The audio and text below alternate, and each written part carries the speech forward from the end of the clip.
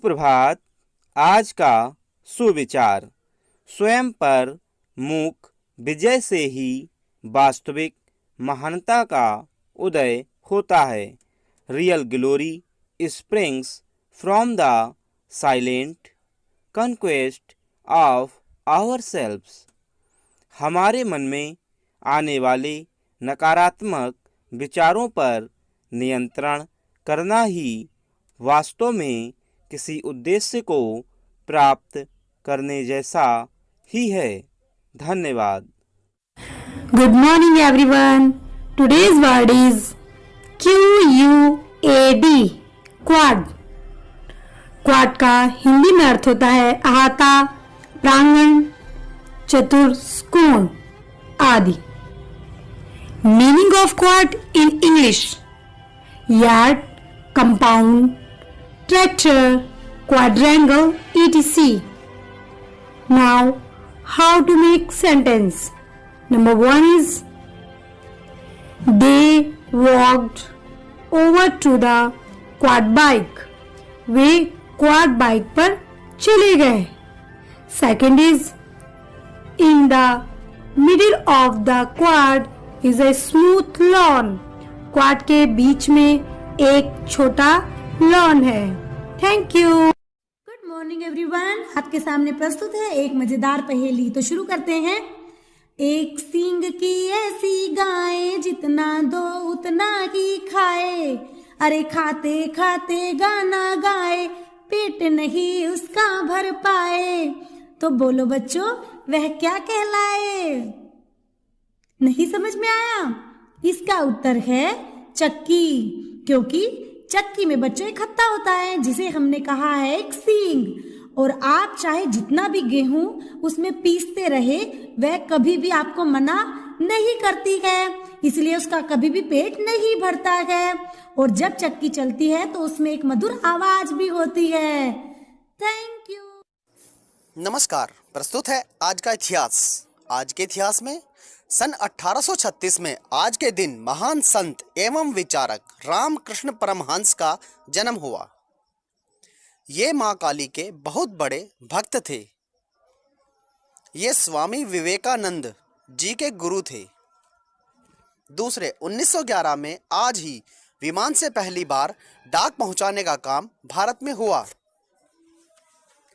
10 kilometre की इस उड़ान में 6500 पत्र इलाहाबाद से नैनी ले जाए गए। धन्यवाद। सुप्रभात बच्चों, मैं सोनम आपके लिए लेकर आई हूँ आज का विशेष रामकृष्ण परमहंस। रामकृष्ण परमहंस भारत के एक महान संत एवं विचारक थे। इन्होंने सभी धर्मों की एकता पर जोर दिया। ईश्वर की प्राप्ति के लिए उन्होंने कठोर साधना और भक्ति का जीवन बिताया। स्वामी रामकृष्ण मानवता के पुजारी थे। साधना के फल स्वरूप वह इस निष्कर्ष पर पहुँचे कि संसार के सभी धर्म सच्चे हैं और उनमें कोई भिन्नता नहीं है। वे ईश्वर तक पहुँचने के भिन्न भिन्न साधन मात्र हैं। नमस्कार। आज की क्विज प्रश्नोत्तरी, जिसका पहला प्रश्न है नॉर्वे देश की राजधानी क्या है, और जिसका सही जवाब है ओस्लो। नॉर्वे में 17 मई को राष्ट्रीय दिवस के रूप में मनाया जाता है। नॉर्वे की अधिकांश आबादी नॉर्वेजियन है। और अगला हमारा प्रश्न है प्रश्न नंबर 2, जर्मनी देश की राजधानी क्या है, जिसका सही जवाब उत्तर है बर्लिन।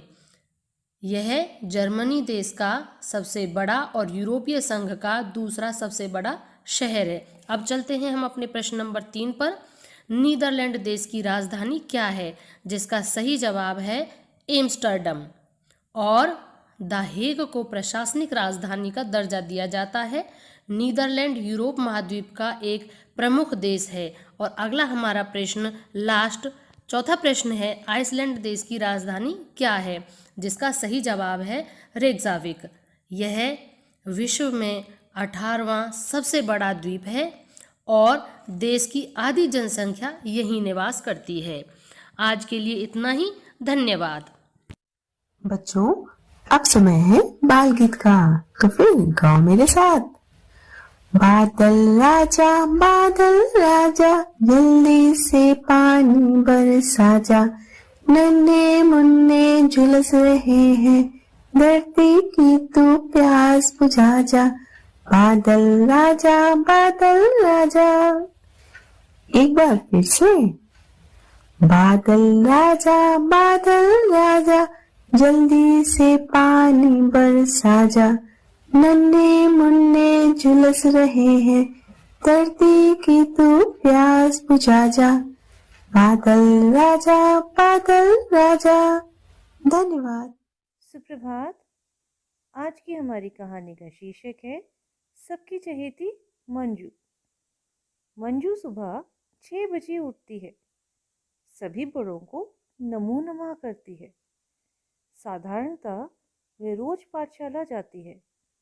सवेरे जलपान कर पढ़ने बैठ जाती है। पाठ याद करने के लिए वह उसे पुनः पुनः पढ़ती है। शैने शैने उसे पाठ याद हो जाता है। अंततः खाना खाकर वह पाठशाला जाती है।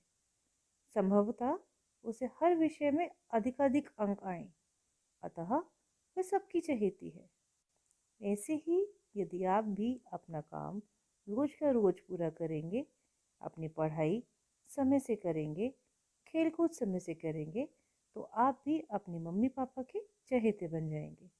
धन्यवाद। नमस्कार। आज मोटिवेट और सेल्फ का विषय है कक्षा शिक्षण में CDC का सिद्धांत, यानी connect, disconnect and again connect.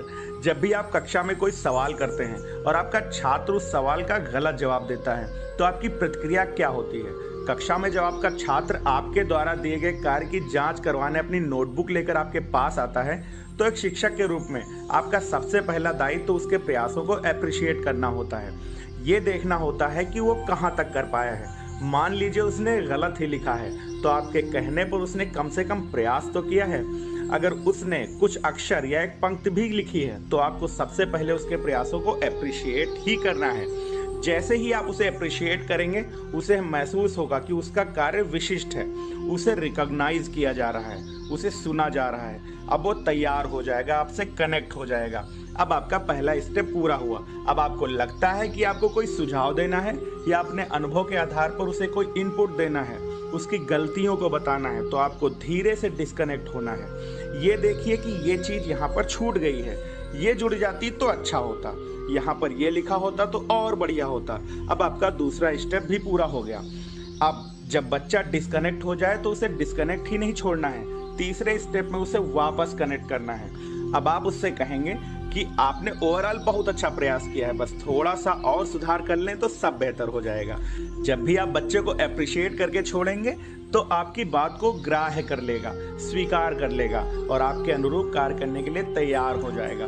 बच्चा आपसे अलग यानी डिटैच होने के बाद भी वो बॉन्डिंग महसूस करेगा, जिसकी वजह से वो आपको रिमेंबर करेगा और रिकॉल करेगा। इस तरह बॉन्डिंग, रिमेंबर, रिकॉल होने से वो छात्र सीखने के लिए स्वप्रेरित हो जाएगा। इस विधा को अपने शिक्षण कार्य में प्रयोग अवश्य करें। धन्यवाद। आपका दिन शुभ हो।